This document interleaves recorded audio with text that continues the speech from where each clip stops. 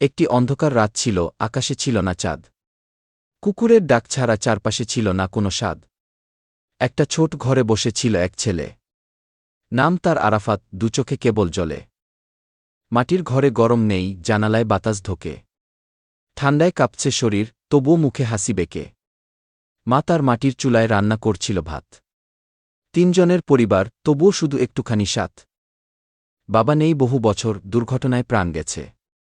মায়ের কষ্টে আজও সেই স্মৃতি মনে বেঁধে। ছেলেটা মাদ্রাসায় পড়ে, হতে চায় হাফেজ একদিন। চায় মা হাসবে খুশিতে, সেই তার জীবনের চিন। তবুও জীবন তার সহজ নয়, কষ্টেরই গল্পগাথা।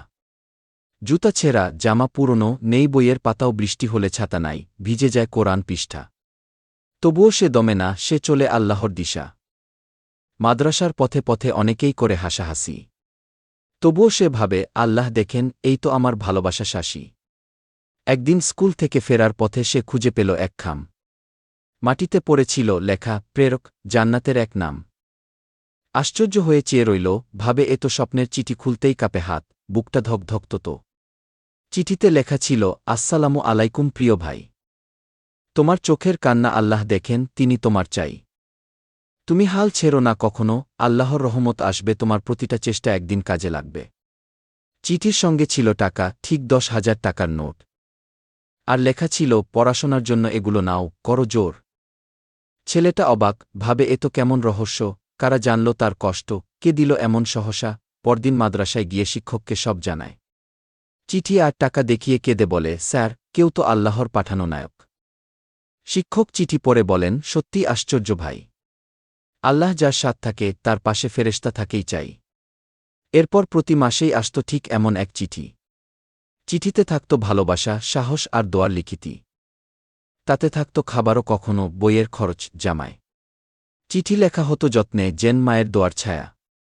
ছেলেটা ধীরে ধীরে হিফজ শেষ করল ভালো করে। মাদ্রাসায় কিরাত প্রতিযোগিতায় প্রথম হল প্রতিবারে। মাদ্রাসার সবাই বলত, এই ছেলেটা আল্লাহর রহমত, কারণ তার চোখে ছিল নূর, আর মুখে ছিল ইবাদতের গম্ভীর সত্য। একদিন এক বিশাল মাহফিল হল তাদের মাদ্রাসায়। সেখানে এক হাফেজ কারি আসবেন, যিনি বহু দেশে গিয়েছেন দাওয়াতে। সবাই উদগ্রীব, আরাফাতও দাঁড়িয়ে রইল সামনের সারিতে। গাড়ি এসে থামল, নেমে এলেন এক সাদা পাঞ্জাবি পরিহিত বয়স্ক ব্যক্তি শান্ত ভঙ্গিতে। তার মুখে হাসি, চোখে নূরের ঝিলিক। তিনি আরাফাতের দিকে তাকিয়ে হঠাৎ জড়িয়ে ধরলেন, আকস্মিক, তুমি আরাফাত, তাই না? বহুদিন ধরে তোমার চিঠিগুলো লিখি। তুমি হলে সেই ছেলে, যার ঈমান আমার চোখে জল এনে দিয়েছিল কিছুদিন আগে ঠিক। আরাফাত কাঁদতে কাঁদতে বলে, আপনি সেই ব্যক্তি, ইনি জান্নাত থেকে চিঠি পাঠাতেন, যার দয়ায় চলেছে আমার গতি। তিনি বলেন, না ভাই, আমি কেউ না, আমি শুধু বাহক ছিলাম, আল্লাহর এক বান্দা হয়ে তোমার ঈমান দেখে নিজেকে চিনলাম। একদিন তোমার চিঠি পড়ে আমি রাতে ঘুমাতে পারিনি, তোমার দোয়ার ভাষা শুনে মনে হয়েছিল আমি পথ হারিয়ে ফেলেছি এতদিনই। তুমি আমায় বদলে দিয়েছ, তাই আমি তোমার পেছনে দাঁড়িয়েছি। তুমি শুধু আমার নয়, বহু কষ্টের মানুষের আশা হয়ে দাঁড়িয়েছ বিশ্বাসে। আজ থেকে তুমি শুধু হাফেজ নও, তুমি হবেন দায়ী। তুমি শেখাবে নতুনদের কিভাবে কষ্টেও ঈমান জ্বলে, পথ চায় আল্লাহর চাই। আরাফাত মাথা নিচু করে কান্নায় ভিজিয়ে দিল মাটি। সেই হাফেজ তাকে হাতে তুলে দিলেন এক কুরআনের খাতি। সেই খাতায় ছিল লেখা, প্রিয় আরাফাত, তুমিই জান্নাতের চিঠি। তোমার চোখের জলেই ছিল আমার ঘুম হারানো সেই রাতের ইশারা লিখিতি। তারপর আরাফাত শিক্ষক হল, হাজার জনের প্রেরণা। তার কাহিনী শুনে কাঁদে সবাই, বদলায় জীবনগাথা। তার হাতে এখন হাজার ছাত্র, সে দেয় দোয়া প্রতিদিন। সে বলে, তোমরা হাল ছেড়ো না, কষ্টের মধ্যেই আছে আলোর চিন। শেষ চিঠিটা সে আজও রেখে দিয়েছে বুকের ভাঁজে।